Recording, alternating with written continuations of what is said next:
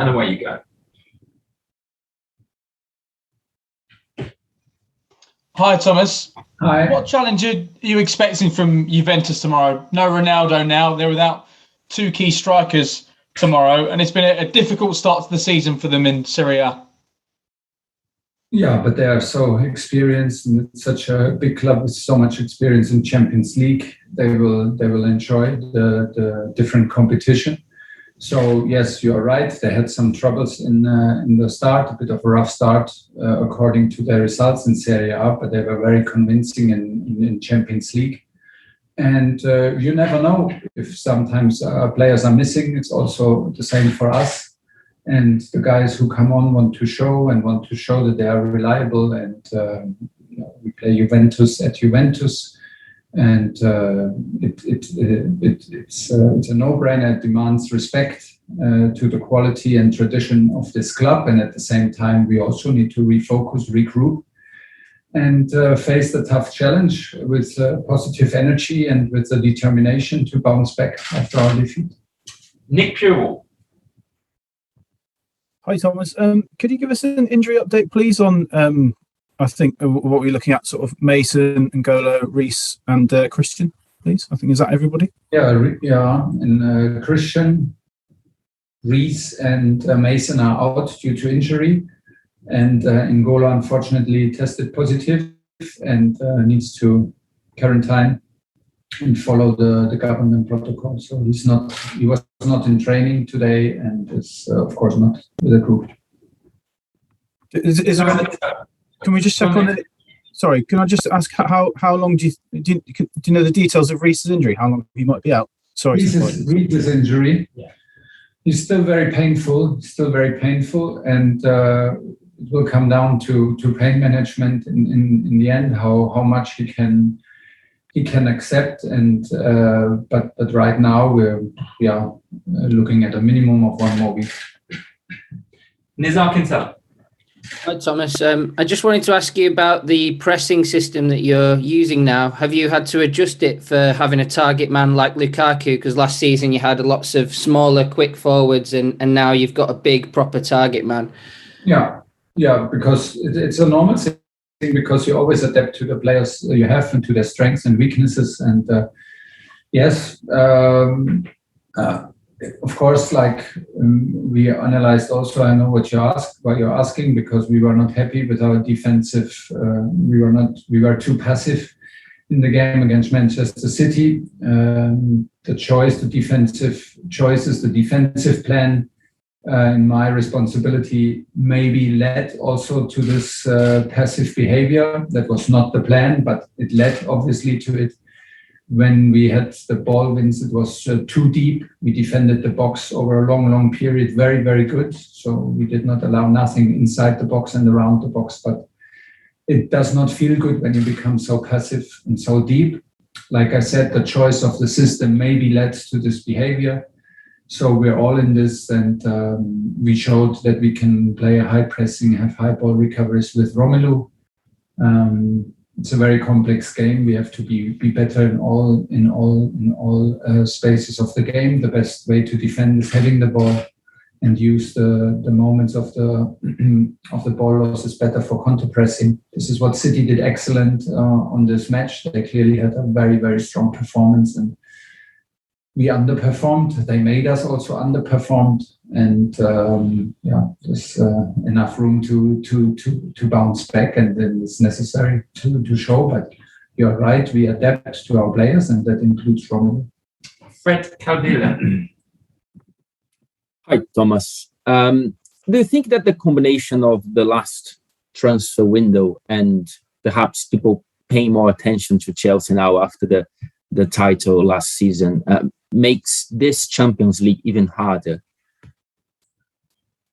Yes, maybe the expectation, it's hard to be seen as an underdog when you just won the title. But I think we came from a role as not as the favorites in last season, and we got better with every match, and we grew in confidence and got better with every match, and maybe we were seen like as real contenders very late in the competition. That can sometimes help.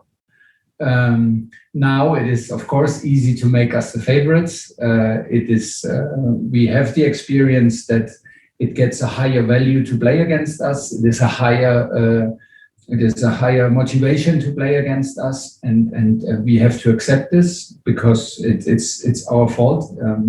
We have won this competition. And it's no secret. We like this role, like to come a bit from a role of an outsider or like a challenger for this title, which we still are.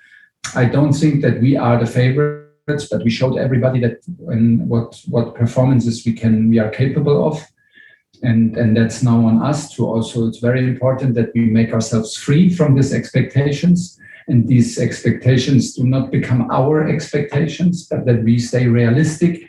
And that we have absolutely clear for us what we demand from us, because this is also very high standards that we want to reach in any match. And the better we do this, the better it is for our performance, because performance comes from narrowing down and going step by step. And this is what we try to do. Matt Law. Hi, Thomas. Hi. I'm not asking for names because that probably wouldn't be fair, but given what you've told us about N'Golo testing positive, what do you know roughly what percentage of your squad would have been vaccinated yet? And also, is this something you're concerned about? Because we're heading out of summer, we're heading into autumn, infections are rising.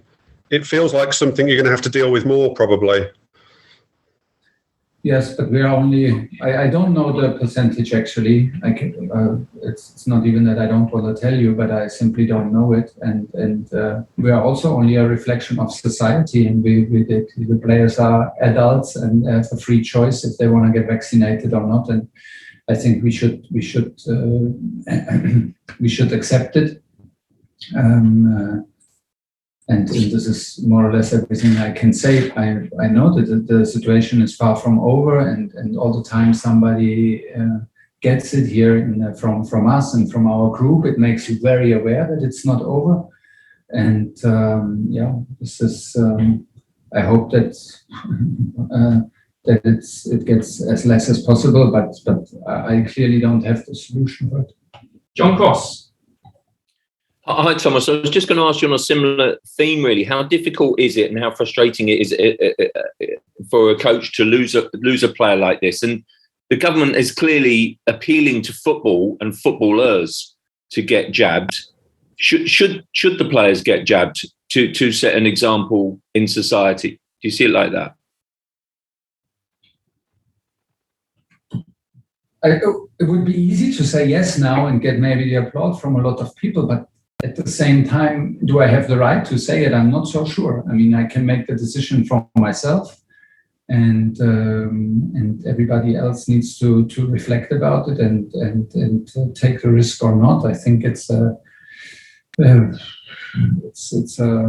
serious question, and vaccination seems to be a proper protection. I am vaccinated. Like I said, I took the decision for myself, but I don't really see myself in the position to speak out. What is the word for proper recommendations?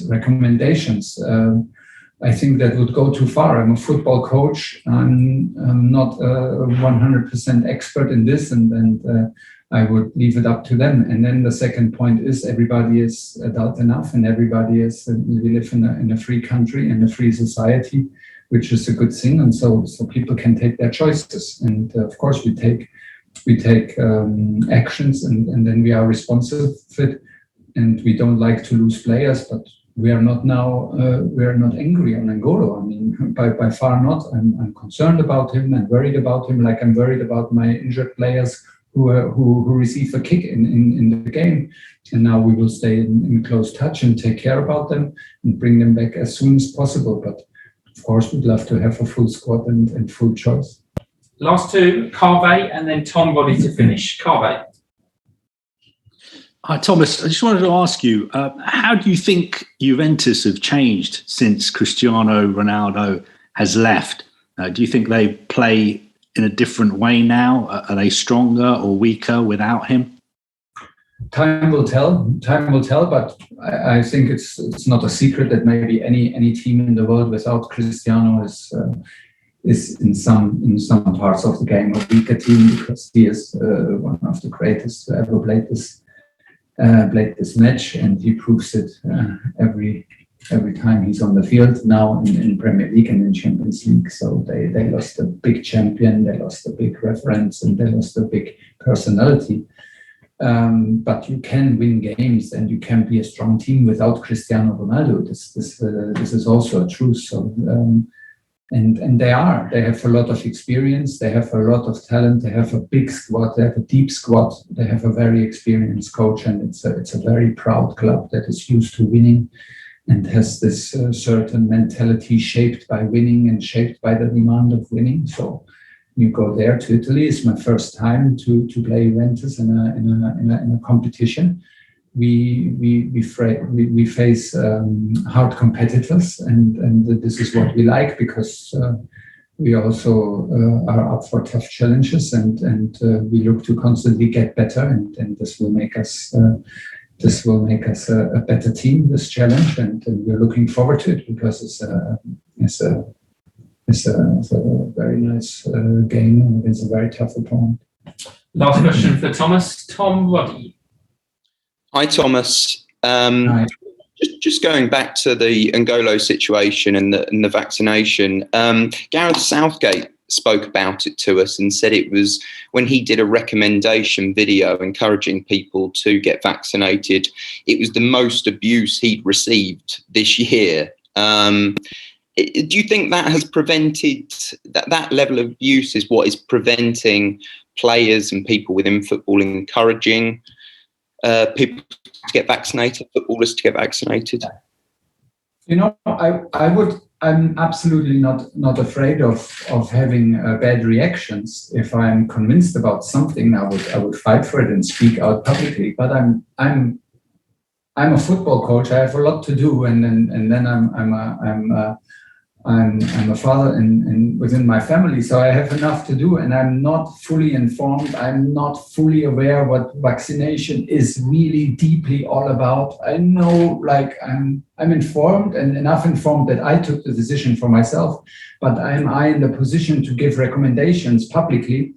No, I'm not, and that's why I would not do it. If somebody is convinced, then you have to accept maybe other opinions and maybe harsh reactions.